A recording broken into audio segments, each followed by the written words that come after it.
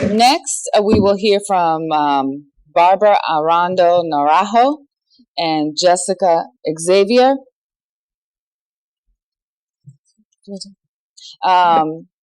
Barbara Aranda-Naranjo has been a public health nurse working with underserved, resilient populations for 33 years. She is recognized as a leader in nursing and public health for her tireless efforts in improving the quality of life for people living with AIDS in America, Africa, and India.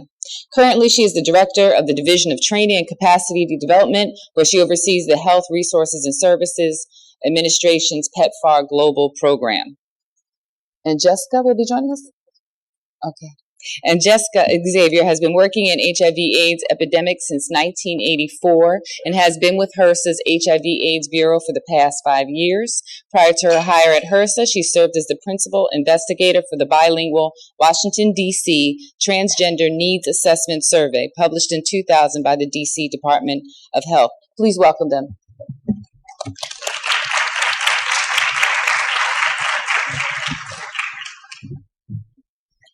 Good morning to everyone. Bienvenidos for those from Puerto Rico, but I also know that we have people from other countries. So again, welcome everyone here to this very important conference. And I'd like to thank, before I begin, Patty Houston, Chandra Parik, Rebecca Vargas Jackson, Dr. Rana, and all of the Howard University administrators and all the people that it takes to put on a conference. Thank them for continuing to put on this very important conference. And last but not least, to thank Mrs. White, Ryan White's mother, as the plenary speaker, for being with us as I come to speak to you from the Ryan White program at HRSA in the HIV/AIDS Bureau. I am here also with my colleague and staff member, Jessica Xavier. Where did Jessica go? Oh, there you are. She's moving target. So we will have a joint presentation.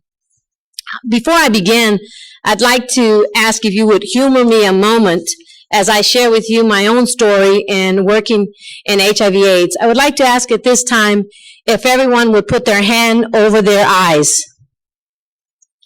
If this is a moving train, can anyone tell me which way it's going? Can anyone tell me which way the train is going? What do you have to do in order to know which way the train is going? Anyone? Yes.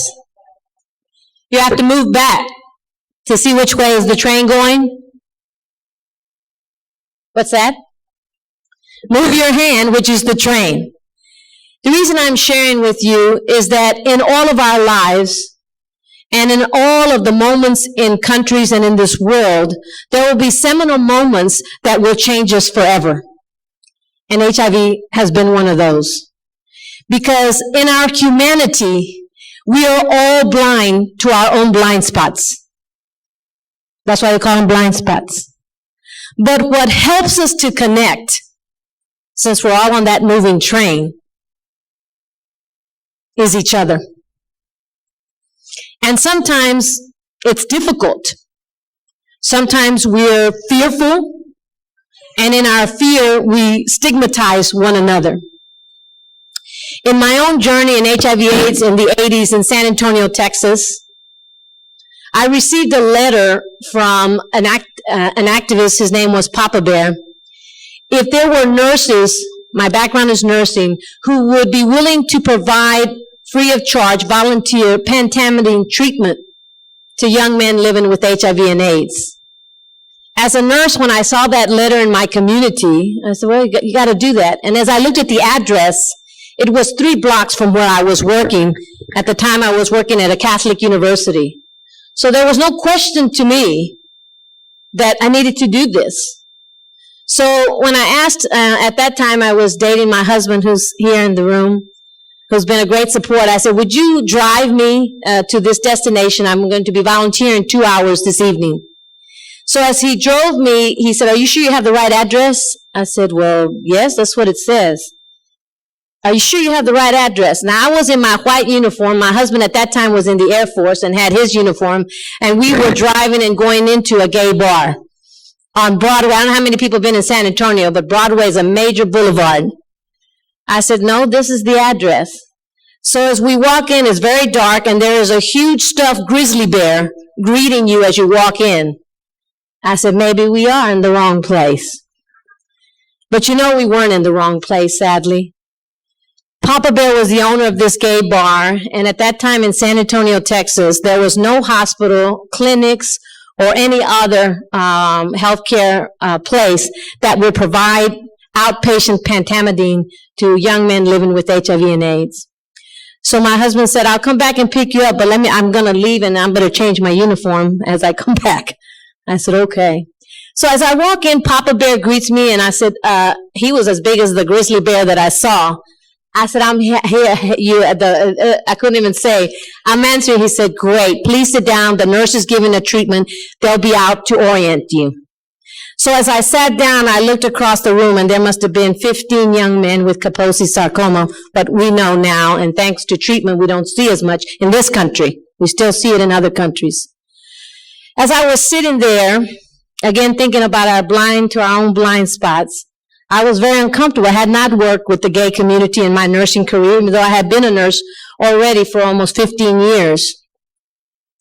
I felt my heart pounding. I felt fearful, and I think the most important thing I felt was I don't want to do any harm to already young men living with HIV/AIDS, but I was out of my comfort zone.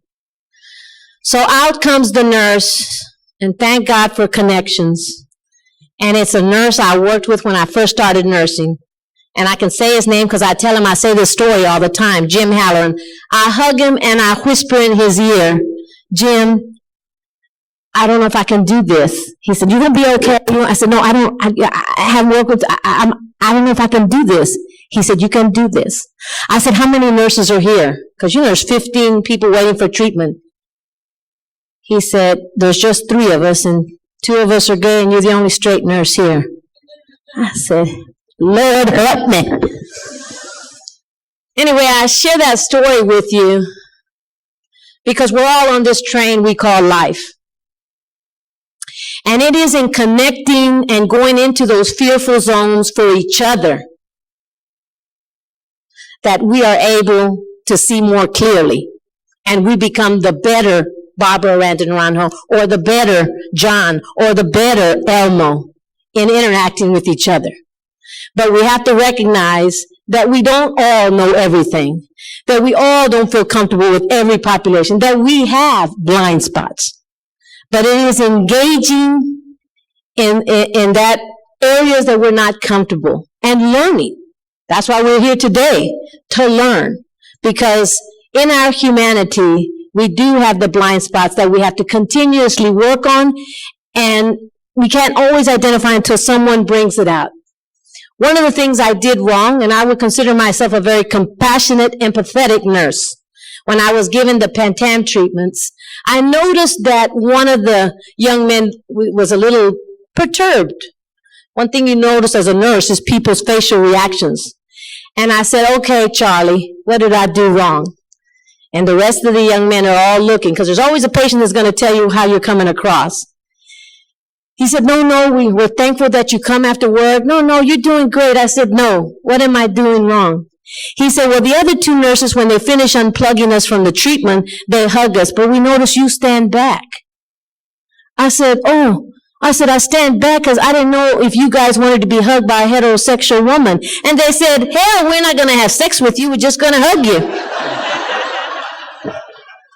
So, I had blind spots. I said, I come from the Latino population. We hug everybody all the time. Matter of fact, my niece is here, and I said, if you don't hug me in the morning, it's just not going to be a good morning for you.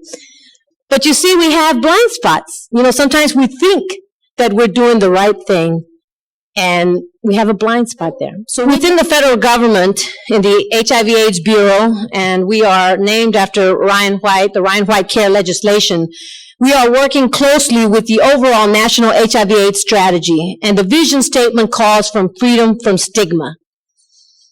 Reduction of stigma and discrimination against people living with HIV is a key step in the primary national HIV/AIDS strategy goal of reducing HIV-related disparities and health inequities. and we are very strong in the community level approaches identified as needed. And I'm very happy to hear community organizations that are here all the way even from Seattle, Washington.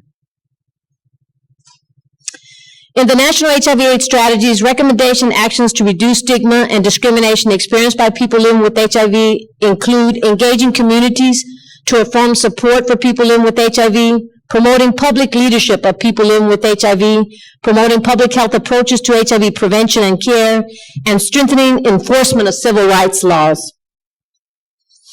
We also work closely with our sister agency, the Centers for Disease Control, in a campaign, Let's Stop HIV Together, which was announced in July of 2012, which focuses on two major obstacles to HIV prevention: stigma associated with the infection and complacency about the epidemic. I could not have said more poetically the stigma that continues than the poetry by our previous speaker, why people don't come back to care. And we are also even seeing this in our work with PEPFAR in Africa. And there, many people are disengaging from the very hard-fought providing medications in Africa because of the stigma they are receiving from healthcare professionals, even in Africa, and we're working on that. The campaign includes local and national advertising in print, online, and outdoor advertisements and social media, including Facebook and Twitter. And we have here the website that you may want to visit. Once again, the Ryan White program was authorized in 1990, currently funded at $2.1 billion. It provides HIV/AIDS treatment for those who do not have sufficient health care coverage or financial resources for coping with HIV disease. And for people who are asking questions about what's going to happen to Ryan White because of the Affordable Care Act, Ryan White will continue to be funded. We will continue to work with people living with HIV/AIDS. We are dollars of last resort, but it has been stated people are living more than with the HIV disease, mental health issues, social issues. So Ryan White will continue to be funded amidst the context of the Affordable Care Act, and we are working closely with CMS to ensure that our programs that have Ryan White funding understand what is it that we're going to look like as we move forward.